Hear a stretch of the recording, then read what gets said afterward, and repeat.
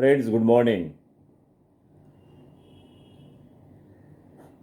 জীবনে টাকার কতটা গুরুত্ব আছে? তো রামকৃষ্ণ বলে গিয়েছিল, টাকা মাটি, মাটি টাকা। তো রামকৃষ্ণের কাছে টাকার কোনো মূল্য ছিল না। তো রামকৃষ্ণ মেটেরিয়ালিস্টিক ওয়ার্ল্ডের সাথে যুক্ত ছিল না। এই স্পিরিচুয়াল পয়েন্ট অফ ভিউতে বলেছিল টাকা মাটি, মাটি টাকা। আরও একটা কথা বলে গিয়েছিল যে যত মত তত পথ। দেখো, রামকৃষ্ণকে আমরা যদি মনে করতে চাই, তার দুটো কথা দিয়ে রামকৃষ্ণকে কিন্তু খুব ভালো করে বোঝা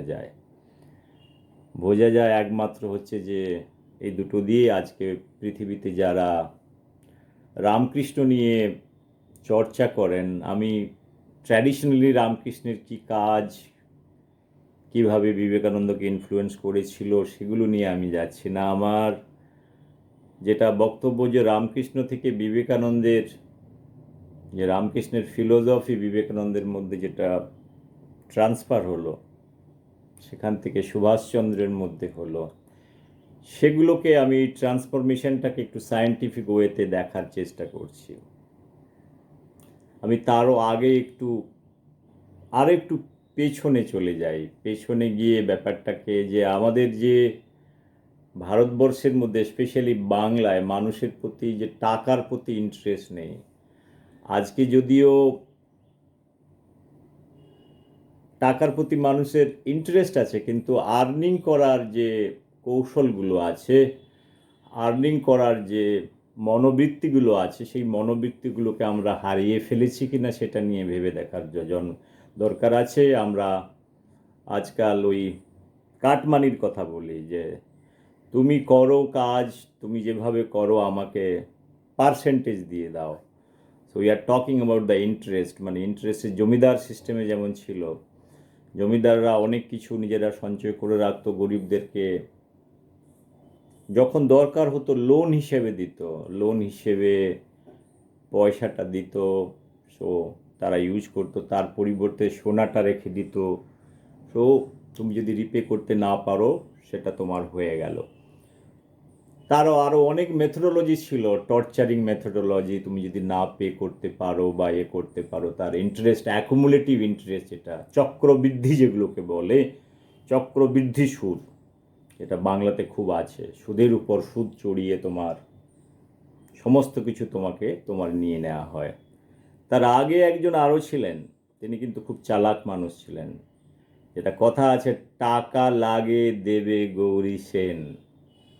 তো অনেকেই আমরা জানি না, এটা একটা প্রবাদ, বাংলাতে প্রবাদ হিসেবে আছে। এই গৌরী সেন কে ছিল? আমি কিছুটা প্লট নিয়ে আসার চেষ্টা করেছি। আমি রামকৃষ্ণ বিবেকানন্দের কথা বললাম, গৌরী সেন তারও অনেক আগে, যখন পর্তুগিজরা ভারতবর্ষে ছিল, তখন গৌরী সেন এসেছিল। তো বন্ধুরা, যেটুকু বলার আমি একটু বলার চেষ্টা করছি, সেটা হয়তো সবার ভালো লাগবে। গৌরী সেন কে ছিল? কারণ আমরা হামেশাই বলি, টাকা লাগেগা তো গৌরী সেন আয়েগা, গৌরী সেন দেগা। টাকা লাগলে গৌরী সেন দেবে। তো গৌরী সেনের কথা একটু আসা যাক। গৌরী সেন কে ছিল? কোশ্চেনটা হচ্ছে যে গৌরী সেন ছিল আর গৌরী সেন ছিল না, সেটাও একটা বড় কথা। কারণ আমরা যখন ওটাকে একটা, মানে বাংলার একটা ফ্রেজ হিসেবে আমরা ইউজ করি, টাকা লাগে দেবে গৌরী সেন, অনেক সময় আমরা নোভেল থেকেও নিয়ে নেই, যে কথাগুলো একটা ক্যাচি ওয়ার্ড থাকে। তো তা নয়, গৌরী সেন বলে একজন মানুষ ছিলেন। গৌরী সেন মানুষটা কিন্তু খুব ভালো মানুষ ছিলেন। সে মানুষকে সবসময় হেল্প করতো, যখনই যার টাকা লাগতো, সেই গৌরী সেন এসে কিন্তু তাকে টাকা হেল্প করতো। যারা জেলে আছে, যারা দেনার দায়ে যারা জেলে পড়ে আছে, তাদেরকে মুক্ত করার জন্য কারোর যদি কিছু হেল্প লাগে, তখন গৌরী সেন দৌড়ে গিয়ে চলে যেত। গৌরী সেন হেল্প করে ওদেরকে জেল থেকে বের করে নিয়ে আসা, দেনার দায়ে যারা পড়ে আছে তাদেরকে করা। তো গৌরী সেন মানুষটা বাই হার্ট খুব ভালো ছিল। গৌরী সেন 1580 সালে তার জন্ম। গৌরী সেন গৌরী সেনের জন্ম হুগলি ডিস্ট্রিক্টে গৌরী সেনের জন্ম। তো গৌরী সেন মানুষটা হুগলিতে জন্মগ্রহণ করেছে। অনেকে বলে না, হুগলিতে নয়, ওর অরিজিনাল হচ্ছে মুর্শিদাবাদে বহরমপুর থেকে এরা এসছে। বহরমপুরে যারা ওদের অ্যানসেস্টার যেগুলো ছিল, তারা বহরমপুরে এগ্রিকালচার করতো। তো এগ্রিকালচারে একদিন এগ্রিকালচার করতে করতে কি হলো, তো জমি থেকে ডিগ করতে করতে অনেক সোনা পেয়ে গেল। তো গৌরী সেনের ফ্যামিলি সোনা যখন জমি থেকে বেরিয়ে এলো, চাষ করতে করতে ওরা অনেক সেই সোনা দিয়ে অনেক বড় লোক হয়ে গেল। এটা এই 14-15 সেঞ্চুরিতে মাটির তলায় সোনা থাকার একটা কাহিনী ছিল। মানুষ তখন তো ব্যাংক ফ্যাংক ছিল না, ব্যাংক না ছিল, কোনো কিছু ছিল বা কোনো স্টোরেজ ছিল যে ওখানে বাবা সোনাগুলো তুমি সারা জীবনের সঞ্চয়গুলো তো কেউ মরে যাওয়ার পর উপরে নিয়ে যেতে পারে না। না, ভগবান, এটাই একটা গডের ভালো একটা বৈশিষ্ট্য বলা যায়, that whatever wealth you create in this mother earth, that is nobody is able to carry on heaven. So if you do bad work also, you are not able to carry to hell. So it remains here. তো গৌরী সেনের বাড়ির লোকেজনেরা যখন মাটিতে চাষ করতে যাচ্ছিল, তখন মাটির তলা থেকে সোনার ভাণ্ডার বেরোলো।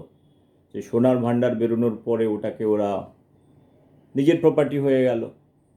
যেমন আজকে 19th সেঞ্চুরি 20th সেঞ্চুরি কি হয়, তোমার যদি একটা বড় জমি থাকে, সেই জমিতে খুঁড়তে খুঁড়তে যদি এখানে একটা সোনার খনি পেয়ে যাও, সোনার খনিটা হচ্ছে তোমার হয়ে গেল। কয়লার খনি পেয়ে গেল, ওটা তোমার হয়ে গেল। তখন এখনও ভারতবর্ষের বহু জায়গায় এই জিনিসগুলো আছে। যেমন তুমি গোয়াতে চলে গেলো, mining industry, that mine belongs to the private people. যেটা হচ্ছে যে এ নিয়ে অনেক কথা বলার আছে। এগুলো কথাগুলো বলার অর্থ হলো আমাদের সরকারিকরণের ব্যাপারটা, যেমন natural resource and everything, basically mines, coal mines, gold mines, diamond, for that matter many things, right? So ডেমোক্রেসিতে কি হয়, এটা কারোর ব্যক্তিগত আন্ডারে থাকতে পারে না, সেগুলো সরকার ক্যাপচার করে নেয়। কিন্তু আগেকার দিনে কি হতো, রাজতন্ত্র ছিল। রাজতন্ত্রে রাজা, তো একটা রাজা দুসরা রাজার রাজ্যে গিয়ে মারামারি করতো। এই মারামারিটা খুব ছিল, কারণ যেটা ইকোনমিক অ্যাগ্রেশন, নিজের বাহুবলী একটা দেখানোর যে প্রবণতা, সেগুলো তো খুবই ছিল। তো সেই জায়গাতে গিয়ে তো রাজা কি করতো, যারা সেফার প্লেস ঢুনতো, যেমন ইঁদুরেরা কি করে, ইঁদুরেরা চাল গমকে ওরা চুরি করে ওগুলো কোথায় রাখে, ওরা গর্তের মধ্যে ঢুকিয়ে রাখে। ওরা করে যেটা যেটা হয় আর কি, যেটা হয় মানে বাঁচার জন্য যেটুকু সঞ্চয় করার যেটা হয় সেটা করে। কিন্তু মানুষের ক্ষেত্রে সেটা নয়, মানুষের ক্ষেত্রে চাহিদা অনেক বেশি থাকে। সেই চাহিদাগুলোকে মেটাতে গেলে তারা এত সঞ্চয় করে, ওরা গোল্ডে কনভার্ট করে মাটির তলায় ঢুকিয়ে দেয়। আমি সে কথায় আসছি না। গৌরী সেন কিন্তু অনেক বড় লোক হয়ে গেল। বড় লোক হয়ে যাওয়ার পরে কি হবে, তো বড় লোক হয়ে যাওয়ার পরে মনটা ভালো থাকলে কি হয়, দানবীর হয়ে যায়। দানবীর হয়ে যাওয়ার পরে কারোর কিছু প্রবলেম হলে গৌরী সেন আছে, যাও, গৌরী সেন তোমাকে হেল্প করবে। তুমি গৌরী সেনের দরবারে গিয়ে তুমি বললে, গৌরী সেন দাদা,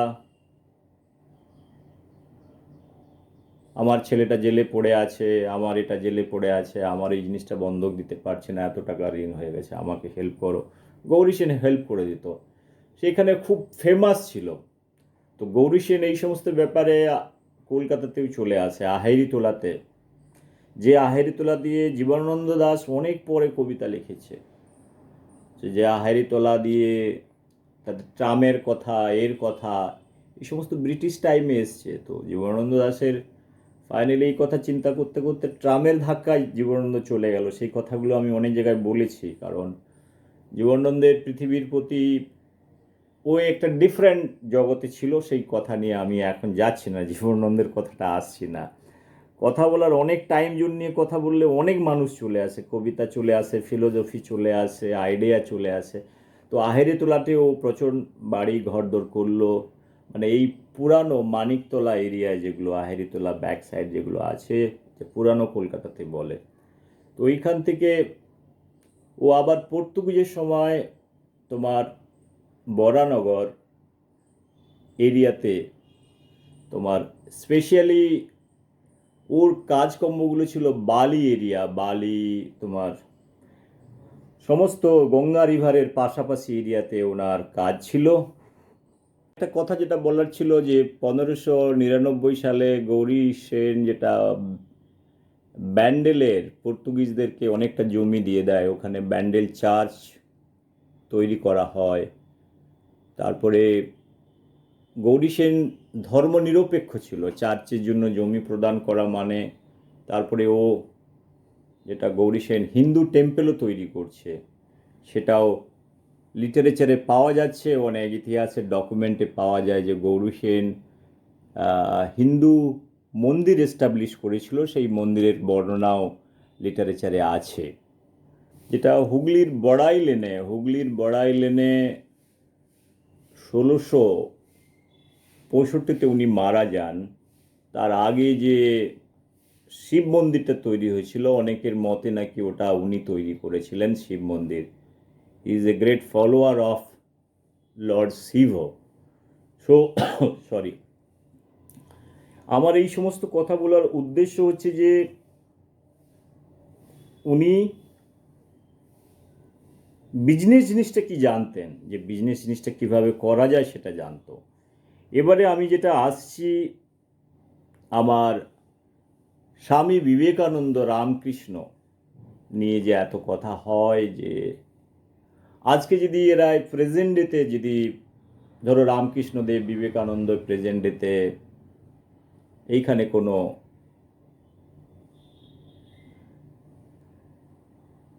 কলকাতার কোনো রাস্তা দিয়ে হেঁটে চলে যাচ্ছেন, শ্যামবাজার মানিকতলা, এই ধরো শ্যামবাজার থেকে হাঁটতে হাঁটতে দুজনে গল্প করতে যাচ্ছে,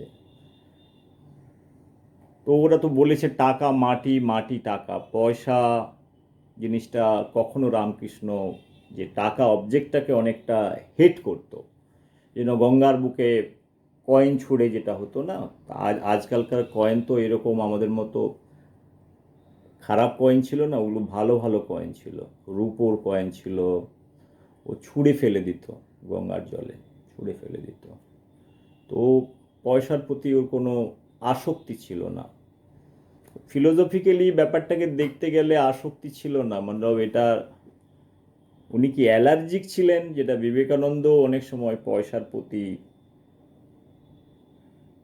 তার নিস্পৃহতা যেটাকে বলে, ডিসপ্লেজারনেস কাইন্ড অফ জিনিসটা, সেই জিনিসটার মধ্য দিয়ে বিবেকানন্দের ফিলোসফিতে ওই জিনিসটা দেখা গিয়েছে।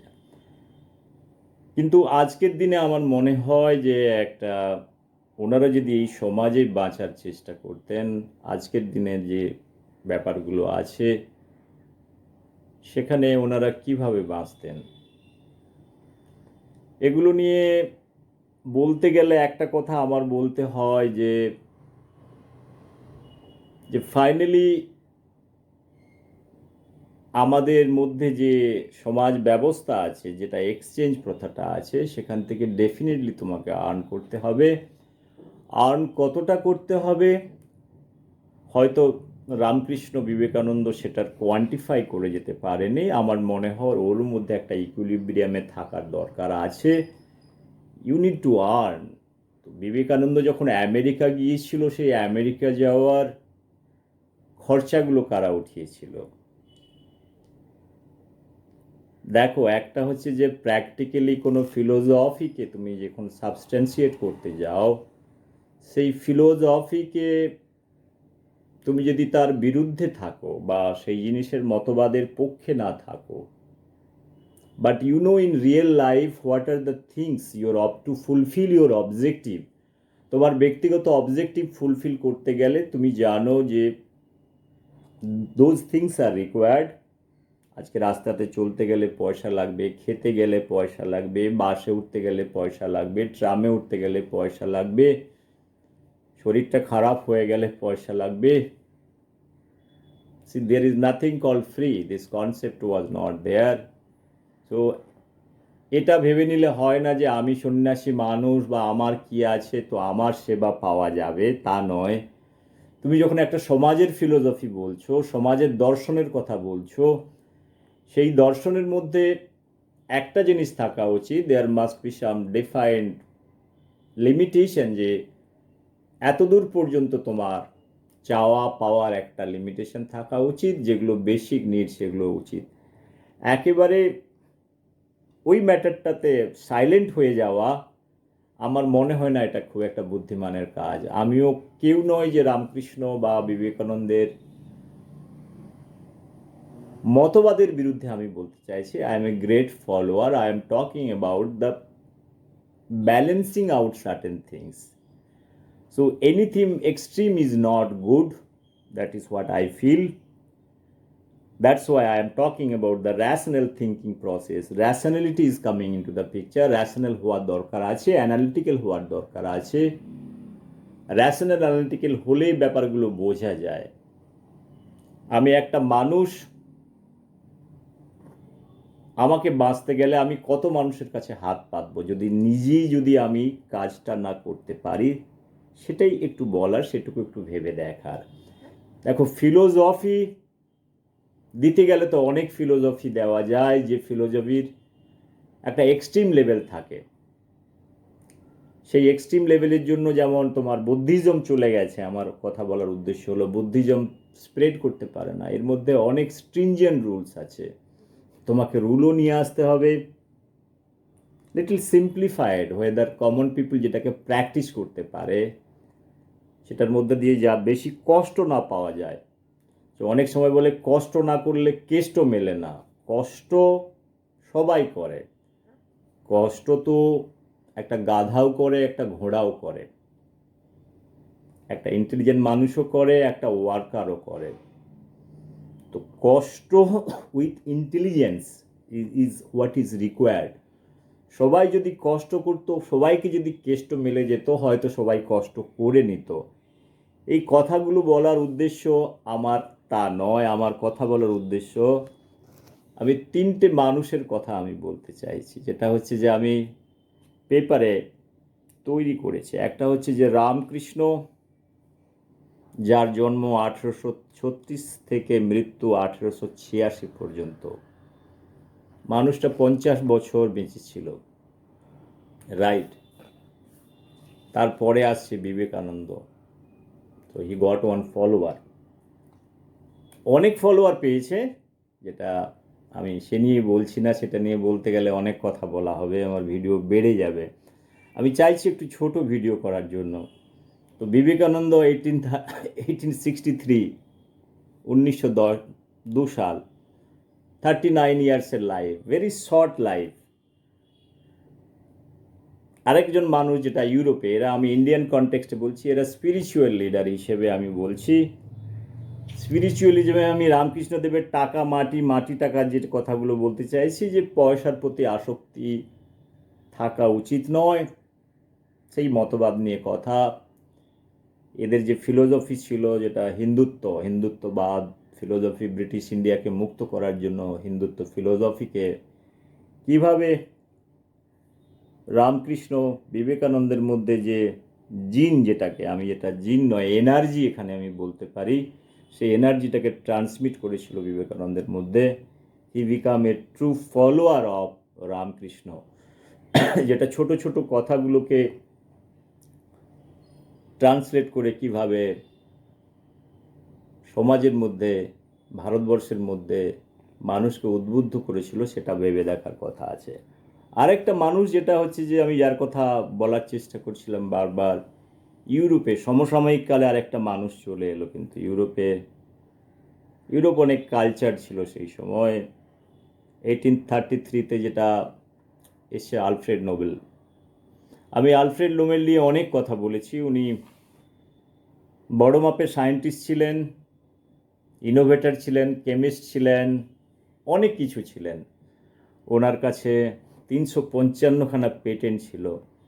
তো ডায়নামাইটের মতো ডায়নামাইট কী করে তৈরি করতে হয় ওখান থেকে ফ্যাক্টরি তৈরি করেছে, 355খানা পেটেন্ট তৈরি করেছে। দেখো একটা ছোট 63 বছরের জীবনে আলফ্রেড নোবেল অনেক কিছু করেছে।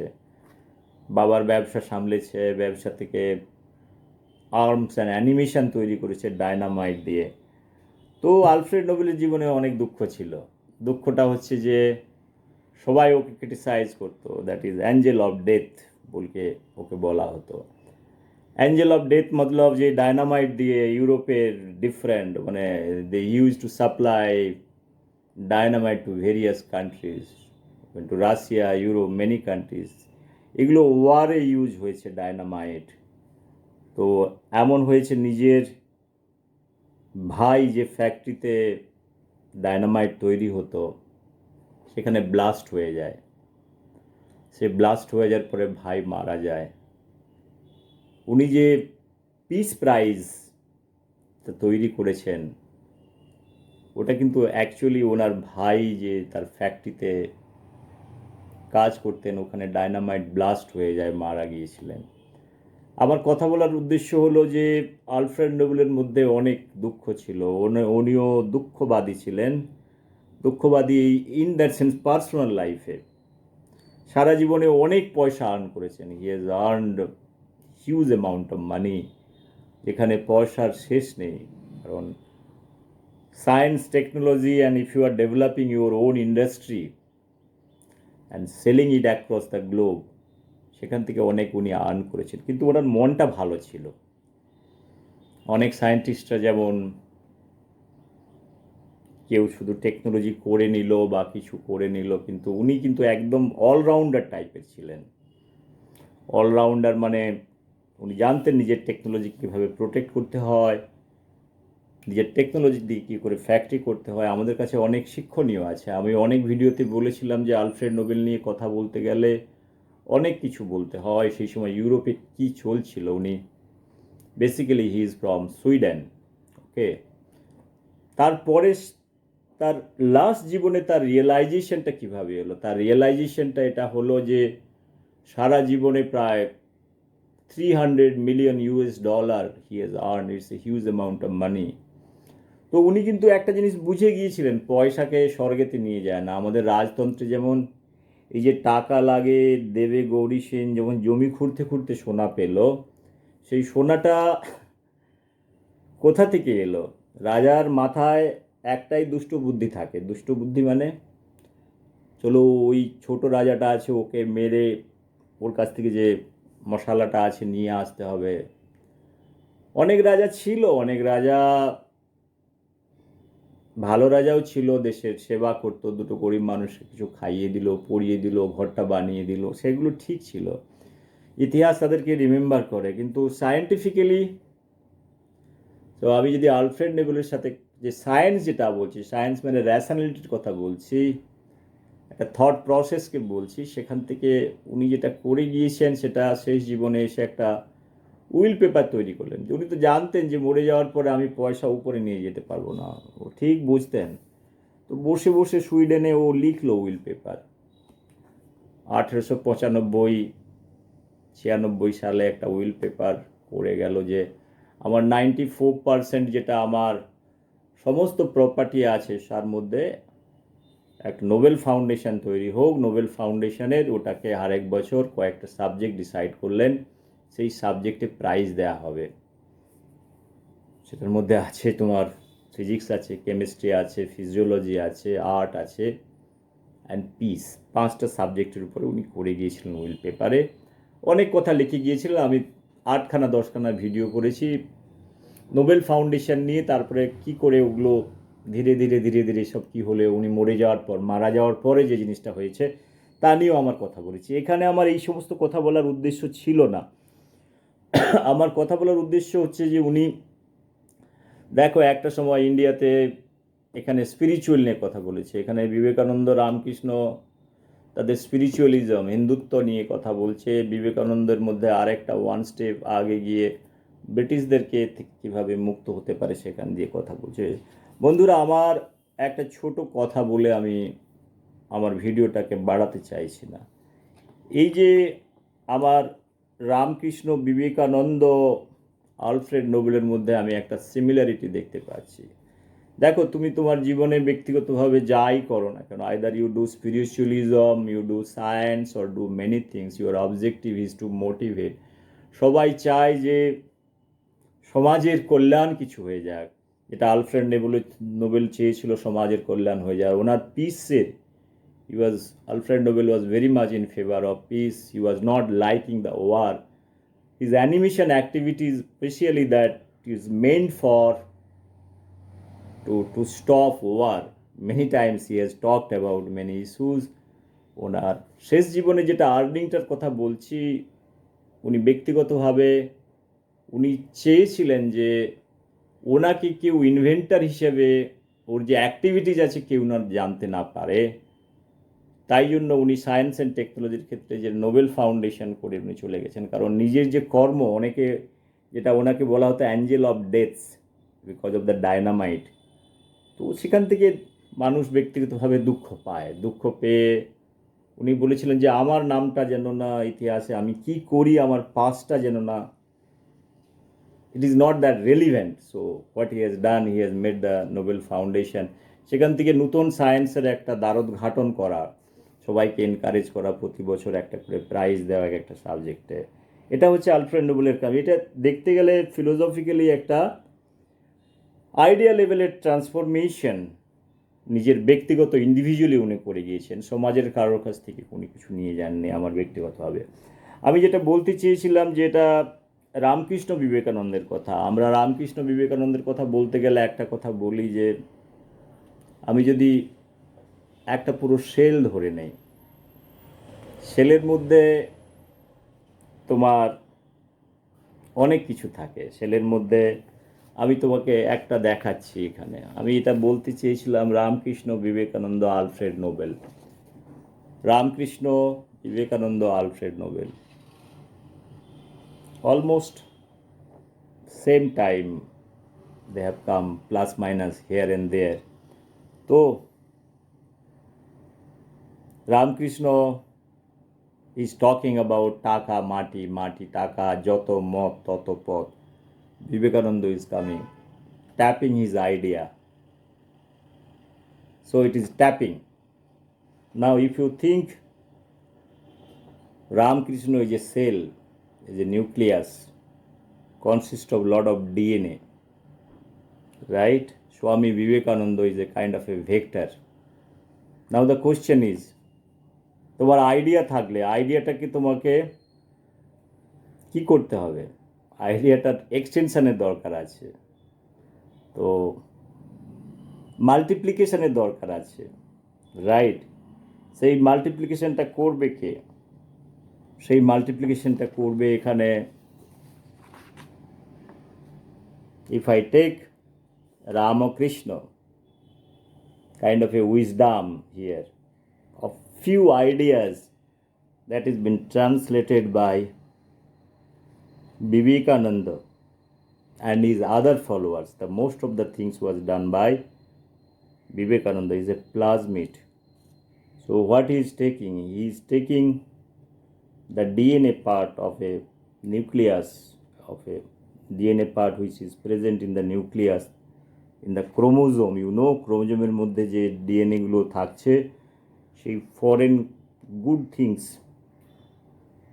ইম্পর্ট্যান্ট থিংস সেখান থেকে প্লাজমিডের মধ্যে, ওটাকে প্লাজমিড হচ্ছে যে সাইটোপ্লাজমে থাকছে, তোমার নিউক্লিয়াসের বাইরে প্লাজমিড আছে। It also carries DNA, that is any biology student can understand. Here Vivekananda is plasmid for me. He is carrying DNA of, not the physical DNA, the idea DNA. He is transmitting, inserting, multiplying. He is a vector. He is a vector, he is a carrier, that is what. So তুমি যখন একটা foreign ডিএনএকে একটা হোস্টের মধ্যে ওটাকে দিয়ে দাও, ওটা multiply করে, then again it's requires host. Now this plasmid cannot grow alone, you need also one host over here to grow. So a lot of bacteria has been decided nowadays in vaccine production, monoclonal antibody, so different molecule development অনেক কাজেতে এই সমস্ত use করা হয়। This is a simple technology. Let me make it very simple. It's a basically machine. Biotechnology or molecular biology or bio engineering যেগুলোর কথা বলি, machine, lathe machine, এটা বাংলায় পাতি বাংলায় বলে লেদ মেশিনে যেমন তোমার নাট বোল্ট তৈরি হয়, হুইল তৈরি হয়, তো ডিফারেন্ট ডাইমেনশনে তৈরি হয়, লোহা আক্ষা লোহা কেটে কেটে ওগুলোকে তৈরি হয়। Similar way I explain this thing, this is also a silent lathe machine. Lathe মেশিনে কী হয়, একটু আওয়াজ হয়,